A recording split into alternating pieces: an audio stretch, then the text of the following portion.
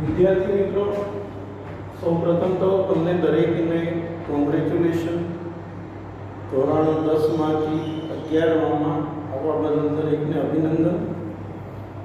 હવે તમારો જે આંકડાશાસ્ત્ર વિષય છે, આમ જોવા જઈએ તો તમે આંકડાશાસ્ત્રમાં મધ્યસ્થ અને બહુલક આ ત્રણ કન્સેપ્ટનો જે અભ્યાસ છે એ છેલ્લા 3 વર્ષથી 8, 9 અને 10 દરમિયાન તમે એનો અભ્યાસ કરેલો છે.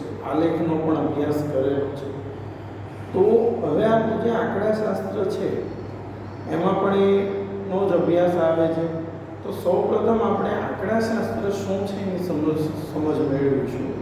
આંકડાશાસ્ત્રની અંદર પહેલું જે ચેપ્ટર છે માહિતીનું એકત્રીકરણ, એટલે કે કોઈ પણ માહિતી છે એ એકત્રિત કેવી રીતે થાય. પણ આ માહિતીનું એકત્રીકરણ સમજીએ એની પહેલાં જે તમારી ટેક્સ્ટબુક છે એની અંદર આંકડાશાસ્ત્ર વિશે, એનો ઉદ્ભવ કેવી રીતે થયો, એનો વિકાસ કેવી રીતે થયો, જુદા જુદા લેખકોએ જે વ્યાખ્યાઓ આપી એ બધું જ આપણે આવે છે. તો આપણે શું કરીશું, દરેક લેક્ચરમાં 4-5 આવી વ્યાખ્યાને લગતા પ્રશ્નો નાના નાના ભણીશું ને આગળ ભણતા જઈશું. એનું કારણ છે કે જો એક સાથે આખું ઇન્ટ્રોડક્શન સમજીશું તો તમે બધાને નામમાં કન્ફ્યુઝ થશો. એના કરતાં બેટર છે કે થોડું થોડું સમજીએ, થોડા નામ. એટલે પહેલા પેજ જે છે ઇન્ટ્રોડક્શનનું એનું થોડું આવશે અને પછી આગળનું જે ચેપ્ટર છે એ સાથે ભણતા જઈશું. તો સૌપ્રથમ આપણે વાત કરીએ તો કે આંકડાશાસ્ત્રમાં પેજ નંબર 2 ઉપર આંકડાશાસ્ત્રનો ઉદ્ભવ અને વિકાસ, બરાબર છે. તો આંકડાશાસ્ત્ર ક્ષેત્રે ભારતના પ્રદાનની વાત કરીએ તો મૌર્ય સામ્રાજ્યના સમયથી મહત્વનું રહ્યું છે તેવી નોંધ મળે છે. ભારતે આંકડાશાસ્ત્રની અંદર પ્રદાન ભારતનું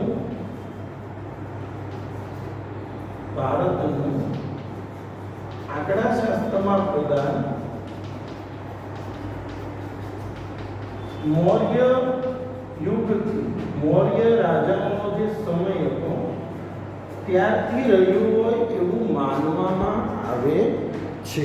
બરાબર. મુગલ સમ્રાટ અકબરના શાસનમાં મુગલ સામ્રાજ્યની વહીવટી અને મુલકી સેવાના અનુરૂપ ઉચ્ચ કક્ષાની પ્રસ્થાપિત થયેલ આંકડાશાસ્ત્રીય પદ્ધતિનો લેખ અબુલ ફઝલ રચિત આઈને અકબરીમાં પણ જોવા મળે છે.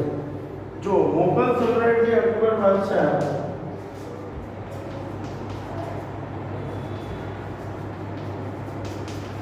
અકબરના શાસનકાળ દરમિયાન મુલકી અને વહીવટી સેવાઓ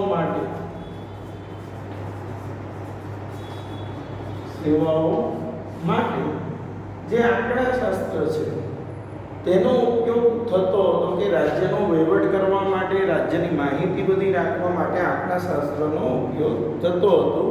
મુગલ બાદશાહ, મુગલ સમ્રાટ અકબરના શાસન દરમિયાન એનો ઉલ્લેખ કયા પુસ્તકમાં છે તો કે અબુલ ફઝલ રચિત, કે તમારે કયા વર્ષે આવતું હતું, અબુલ ફઝલ રચિત આઈને અકબરી.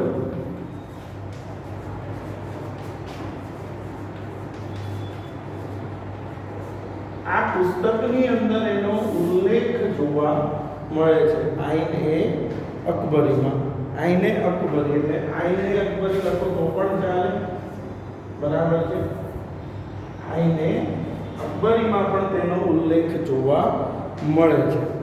પછી રાજ્યને લગતી માહિતીનું પૃથ્થકરણ કરવા માટે સૌપ્રથમ વખત ગોટફ્રીડ એકેનવોલ, યાદ રાખજો, આંકડાશાસ્ત્રનો સૌપ્રથમ ઉપયોગ ગોટફ્રીડ એકેનવોલ. જો ભાઈ આ નામ આ લોકોના બધા બહુ વિચિત્ર હોય, ફોરેનના નામ હોય એટલે આપણને બધું નવું લાગે, પણ આ નામ છે ગોટફ્રીડ એકેનવોલ. ગોટફ્રીડ એકેનવોલ જે છે એણે રાજ્યને લગતી માહિતીનું પૃથ્થકરણ કરવા માટે સૌપ્રથમ વખત ગોટફ્રીડ એકેનવોલે 1749 જર્મન શબ્દ સ્ટેટિસ્ટિકનો ઉપયોગ કર્યો હતો. વિશ્વની અંદર સૌપ્રથમ આ ગોટફ્રીડ એકેનવોલે, બરાબર છે, ગોટફ્રીડ એકેનવોલે, બરાબર છે, 1749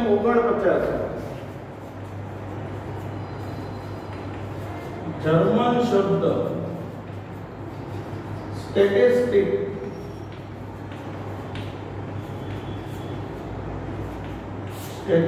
નો ઉપયોગ કર્યો હતો તેવું માનવામાં આવે છે. બરાબર છે. સ્ટેટિસ્ટિકનો ઉપયોગ કોણે કર્યો હતો? ગોટફ્રીડ એકેનબોલે. બરાબર. અને 1750 પહેલા આંકડાશાસ્ત્રના પ્રધાન મુખ્યત્વે સ્પષ્ટ સંભાવનાયુક્ત કલ્પનાઓનો ઉપયોગ સિવાયના માહિતી પૃથ્થકરણ દાખલાઓ પર આધારિત હતો. ટૂંકમાં આપણે આજે બે પેરેગ્રાફ પહેલા પેજના ભણીએ. એમાં બે ત્રણ વસ્તુ આવી. એક, ભારતનું આંકડાશાસ્ત્રમાં પ્રધાન મૌર્ય રાજાઓના સમયથી જોવા મળે છે. મુગલ સમ્રાટ અકબરે મુલકી અને વહીવટી સેવાઓના અભ્યાસ માટેની ગણતરી માટે આંકડાશાસ્ત્રનો ઉપયોગ કરવામાં આવતો તેવો ઉલ્લેખ અબુલ ફઝલના ગ્રંથ કયા અકબરીમાં જોવા મળે છે. વિશ્વમાં સૌપ્રથમ સ્ટેટિસ્ટિક્સ, જર્મન શબ્દ સ્ટેટિસ્ટિક્સનો ઉપયોગ કોણે અને ક્યારે કર્યો? તો જર્મન શબ્દ સ્ટેટિસ્ટિક્સનો ઉપયોગ 1749માં ગોટફ્રીડ એકેનબોલે કર્યો તેવું માનવામાં આવે છે. હવે આપણે જે સમજીએ છીએ એ ચેપ્ટરની આગળનો જે કન્સેપ્ટ છે સંખ્યાત્મક માહિતી અને ગુણાત્મક માહિતી. ચલો હવે અહીંયા સંખ્યાત્મક માહિતી અને ગુણાત્મક. હવે જે માહિતી સંખ્યામાં હોય, જે માહિતી સંખ્યામાં દર્શાવી શકાય તેને સંખ્યાત્મક માહિતી કહેવાય, અથવા સંખ્યાત્મક ચલને આધારે મેળવવામાં આવતી માહિતીને સંખ્યાત્મક માહિતી કહે છે. કેવા ચલને આધારે?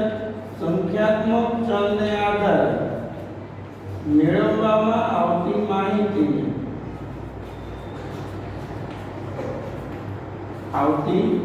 માહિતીને સંખ્યાત્મક માહિતી કહે છે. એટલે કે કોઈ પણ માહિતી જે આંકડામાં હોય એને શું કહેવાય? સંખ્યાત્મક માહિતી કહેવાય. જેમ કે આવક છે, ઉત્પાદન છે, ખર્ચ છે, રાષ્ટ્રીય આવક, માથાદીઠ આવક, બધા જ જે સંખ્યામાં માહિતી હોય છે એને શું કહેવાય? સંખ્યાત્મક માહિતી કહે છે. તો પ્રશ્ન થાય કે ગુણાત્મક માહિતી, તો કે ગુણાત્મક ચલને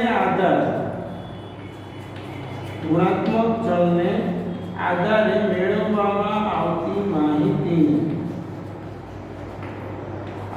માહિતીને ગુણાત્મક માહિતી કહે છે. એટલે કે જેનું માત્ર વર્ણન, યાદ રાખો, સંખ્યાત્મક એટલે જે સંખ્યામાં દર્શાવી શકાય અને જેનું માત્ર વર્ણન થાય એને ગુણાત્મક કહેવાય. એટલે જે ચલ સંખ્યામાં દર્શાવી શકાય એ સંખ્યાત્મક છે, જેનું વર્ણન થાય એ ગુણાત્મક છે. કોઈ પણ વ્યક્તિનો રંગ, પછી જાતિ, વૈવાહિક દરજ્જો, આ બધા ગુણધર્મો છે જેનું માત્ર વર્ણન થાય. કોઈને પૂછો કે ભાઈ તમારી જાતિ, તો કે પુરુષ અથવા સ્ત્રી, બધું આમાં કોઈ કશું કહી શકાતું નથી. એવી જ રીતે ધર્મ, તો કે ભાઈ હું આ ધર્મ પાળું છું, આ ધર્મ પાળું છું. કોઈ એમ કે હું 20% આ ધર્મ પાળું છું, 40% પહેલો ધર્મ, આવું ક્યારેય કહેશે. એટલે કે જેનું માત્ર વર્ણન થાય છે તેને શું કહેવાય? ગુણાત્મક ચલ. ધર્મ, જાતિ, રંગ આ બધા ગુણાત્મક ચલ છે. જેનું માત્ર વર્ણન થાય એને ગુણાત્મક ચલ કહેવાય. અને ગુણાત્મક ચલને આધારે જે માહિતી મેળવવામાં આવે તેને શું કહે છે? ગુણાત્મક માહિતી કહે છે. બરાબર છે. તો સૌપ્રથમ આપણે આ તો સમજી લીધું, પણ આ આવશે કઈ રીતે? તો એની માટે આપણે આટલી વસ્તુઓ સમજવાની છે. એક છે સમષ્ટિ. તો કે તપાસના ક્ષેત્રને આવરી લેતા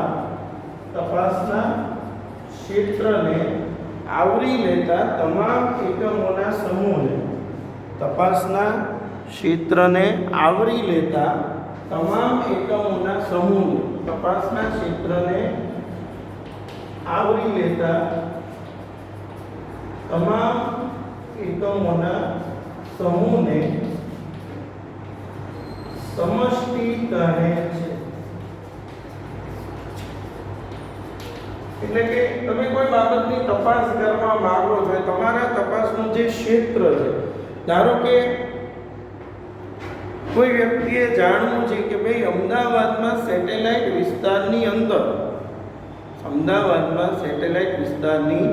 અંદર કેટલા ગરીબ લોકો વસવાટ કરે છે, તો સમજવાની વસ્તુ આવી કે એ વ્યક્તિ જે તપાસ કરવા માંગે છે તપાસનું ક્ષેત્ર કયું છે, તો કે અમદાવાદમાં કયો વિસ્તાર? સેટેલાઇટ. તો સેટેલાઇટને એના અભ્યાસ માટેની શું કહેવાય? સમસ્યા. તમે જેની તપાસ કરવા માંગો છો એ તપાસનું જે ક્ષેત્ર છે તમારું, એને તપાસના ક્ષેત્રને આવરી લેતા તમામ એકમોમાં આવતા બધા જ લોકોની વાત થશે, તો તેને સમષ્ટિ કહે છે. એટલે તપાસના ક્ષેત્રને આવરી લેતા તમામ એકમોના સમૂહને સમષ્ટિ કહે છે. ત્યારબાદ સમષ્ટિનું કદ. હવે હું એમ કહું કે સેટેલાઇટ વિસ્તારમાં ટોટલ 8 લાખ લોકો વસવાટ કરે છે, તો મારા તપાસનું જે ક્ષેત્ર છે એ સેટેલાઇટ છે, પણ તપાસ કરવાવાળા લોકોની જે સંખ્યા છે એ કેટલી છે? 8 લાખ છે. તો જે સંખ્યા છે એને શું કહેવાય? સમષ્ટિનું કદ. તો સમષ્ટિનું કદ એટલે શું? સમષ્ટિના એકમોની કુલ સંખ્યા. સમષ્ટિના એકમોની કુલ સંખ્યાને સમષ્ટિનું કદ કહે છે. તમે જે તપાસ કરવા માંગો છો એ કુલ સંખ્યા જેને શું કહેવાય? સમષ્ટિનું કદ. મેં કીધું એમ કે 8 લાખ લોકો વસવાટ કરે છે, તો 8 લાખ એ મારી સમષ્ટિ કહેવાય, સમષ્ટિનું કદ કહેવાય. તો પહેલું સમષ્ટિ, તપાસના ક્ષેત્રને આવરી લેતા તમામ એકમોના સમૂહને સમષ્ટિ કહે છે, અને સમષ્ટિના એકમોની કુલ સંખ્યાને સમષ્ટિનું કદ કહે છે. હવે સમષ્ટિ બે પ્રકારની હોય. એક શાંત સમષ્ટિ. શાંત એટલે શું? જે ગણી શકાય, જે કાઉન્ટેબલ છે, જેને ગણી શકાય એને શાંત સમષ્ટિ કહેવાય. તો જો સમષ્ટિના એકમોની સંખ્યા શાંત હોય, નિશ્ચિત હોય, ગણી શકાય તેમ હોય, કઈ પણ શબ્દ વપરાય, ગણી શકાય તેમ હોય, તેને શાંત સમષ્ટિ કહે. જો સમષ્ટિના એકમોની સંખ્યા શાંત હોય, નિશ્ચિત હોય કે ગણી શકાય તેમ હોય, તેને શાંત સમષ્ટિ. ટૂંકમાં the things which is countable, જે ગણી શકાય એને શાંત સમષ્ટિ કહે છે. બરાબર છે? એટલે જે ગણી શકાય એ શાંત છે. બરાબર છે? તો જે ગણી ન શકાય તેને અનંત કહેવાય. તો અનંત સમષ્ટિ આવશે. ત્યારબાદ જો સમષ્ટિના એકમોની સંખ્યા શાંત ન હોય, નિશ્ચિત ન હોય, ગણી શકાય તેમ ન હોય, તો તેને અનંત સમષ્ટિ કહે છે. દાખલા તરીકે માથાના વાળ છે, ગણી શકાય, ના ગણી શકાય. હવામાં ઉડતા ધૂળના રજકણો, આકાશમાં ટમટમતા તારાઓ, આ બધા એવા ઉદાહરણ છે જે ગણી શકાતી નથી. વરસાદના છાંટા, પાણીની બૂંદો, આ ગણી શકાતું નથી. ટૂંકમાં જે ગણી ન શકાય તેને અનંત સમષ્ટિ કહે છે. બરાબર? અને ત્યારબાદ જો આપણે શું ભણીએ? સમષ્ટિ, સમષ્ટિનું કદ. બરાબર છે? ત્યારબાદ શાંત સમષ્ટિ, પછી અનંત સમષ્ટિ. બરાબર છે? અને આ બે વ્યાખ્યાઓ પૂરી થાય. બરાબર? ત્યારબાદ આપણે જે સમજવાનું છે એ છે સમષ્ટિ તપાસ. હવે હમણાં મેં કીધું હતું કે સેટેલાઇટમાં કુલ 8 લાખ લોકો વસવાટ કરે છે. તો મારે તપાસ કરવી છે, તો મારે 8 લાખ લોકોની તપાસ હું કરું. બરાબર? તો એને સમષ્ટિ તપાસ કહેવાય. ટૂંકમાં જેમાં બધાની તપાસ કરવામાં આવે એને શું કહેવાય? સમષ્ટિ તપાસ કહેવાય. તો વ્યાખ્યા શું થશે? સમષ્ટિના એકમો પર થતી તપાસ. સમષ્ટિના એકમો પર થતી તપાસને સમષ્ટિ તપાસ કહે છે. દાખલા તરીકે દેશમાં દર 10 વર્ષે થતી વસ્તી ગણતરી, દર 10 વર્ષે થતી વસ્તી ગણતરી કે જેમાં તમે જાણો છો કે એક ઘરની તપાસ કરવામાં આવે તો સમષ્ટિના એકમો પર થતી તપાસને સમષ્ટિ તપાસ કહે છે. દાખલા તરીકે દેશમાં દર 10 વર્ષે થતી વસ્તી ગણતરી એ સમષ્ટિ તપાસનું ઉદાહરણ છે. બરાબર છે. તો ફરીવાર એટલી વ્યાખ્યાઓ સમજી લઈએ. સમષ્ટિ તપાસના ક્ષેત્રને આવરી લેતા તમામ એકમોના સમૂહને સમષ્ટિ કહે છે. બરાબર. ત્યારબાદ સમષ્ટિના કદ, તો સમષ્ટિના એકમોની કુલ સંખ્યાને સમષ્ટિનું કદ કહે છે. સમષ્ટિ બે પ્રકારની હોય, શાંત સમષ્ટિ અને અનંત સમષ્ટિ. શાંત સમષ્ટિ જો સમષ્ટિના એકમોની સંખ્યા શાંત હોય, નિશ્ચિત હોય કે ગણી શકાય તેમ તેને શાંત સમષ્ટિ કહે છે. અનંત સમષ્ટિ જો સમષ્ટિના એકમોની સંખ્યા શાંત ન હોય, નિશ્ચિત ન હોય કે ગણી શકાય તેમ ન હોય તેને અનંત સમષ્ટિ કહે છે. ત્યારબાદ સમષ્ટિ તપાસ, તો સમષ્ટિના એકમો પર થતી તપાસને ટૂંકમાં જેમાં બધાની તપાસ કરવામાં આવે તેને સમષ્ટિ તપાસ કહે છે. સમષ્ટિના એકમો પર થતી તપાસને સમષ્ટિ તપાસ કહે છે. દાખલા તરીકે દેશમાં દર 10 વર્ષે થતી વસ્તી ગણતરી એ સમષ્ટિ તપાસનું ઉદાહરણ છે. હવે સમષ્ટિ તપાસની આ વાત કરી ત્યારબાદ જે આવશે પ્રશ્ન એ છે નિદર્શ. હવે પ્રશ્ન થાય કે આ નિદર્શ શું છે? તો પહેલા આપણે આ નિદર્શ વિશે સમજીશું. બરાબર છે. તો સમષ્ટિ એટલે બધા, તો નિદર્શ એટલે શું તો સમજીએ. અહીંયા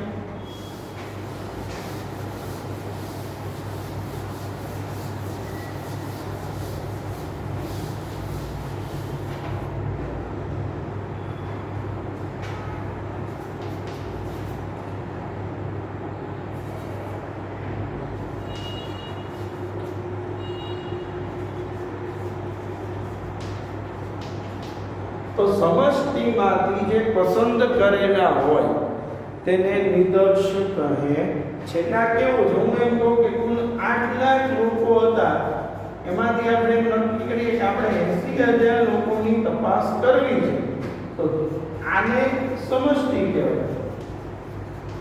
પોપ્યુલેશન ઇંગ્લિશમાં જેને કહેવાય સમષ્ટિને. અને નિદર્શ આ પસંદ કરેલા છે, આને કહેવાય સેમ્પલ એટલે કે નિદર્શ. ફરીવાર નિદર્શ કોને કહેવાય તો કે સમષ્ટિમાંથી, આ સમષ્ટિ છે ને એમાંથી પસંદ કરેલા. તો વ્યાખ્યા શું બનશે? સમષ્ટિમાંથી પસંદ કરેલા એકમોના સમૂહને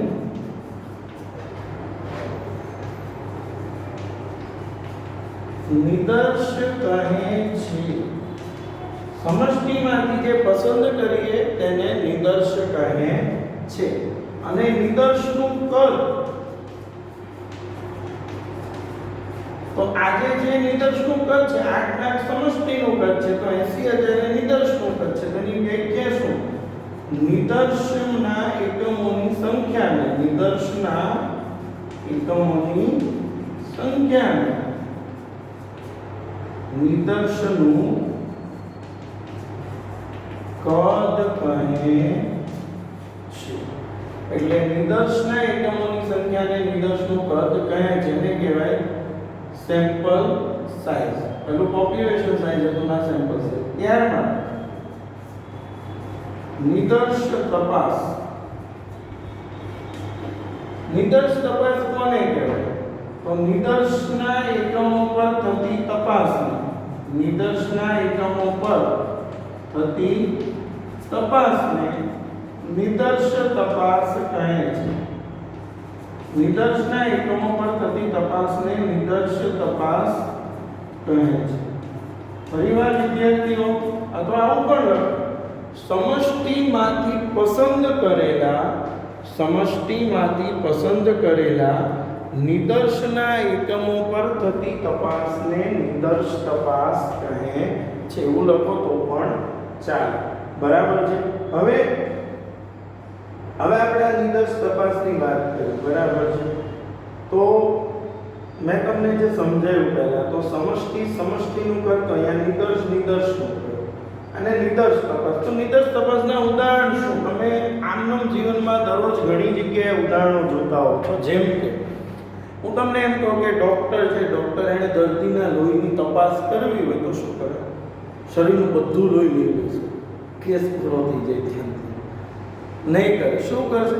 એ દર્દીનું થોડું લોહી લેશે અને એના આધારે, સેમ્પલના આધારે જાણશે કે ભાઈ કયું તમને શું થયું છે, કયો રોગ થયો છે. આ નિદર્શ થયો. બધું લોહી નથી લેવામાં આવતું, થોડું જ લોહી લેવામાં આવે છે. એવી જ રીતે ગૃહિણી, હાઉસવાઈફ ચોખા ચડી ગયા છે કે નહીં, ઘરમાં મમ્મી ભાત બનાવતા હોય તો જોવે ચોખા ચડી ગયા છે કે નહીં, તો એના માટે શું કરે? ભાતના 2-4 દાણા હાથમાં લેશે અને જોશે કે ભાત થયા છે કે નહીં. કે આમ કરશે, બધા ભાતને દબાવીને જોશે? નહીં કરે. કેમ નહીં કરે? પછી આપણને શું કે આજે તો ક્રશ કરેલા ભાત છે, એવું ના કહેવાય.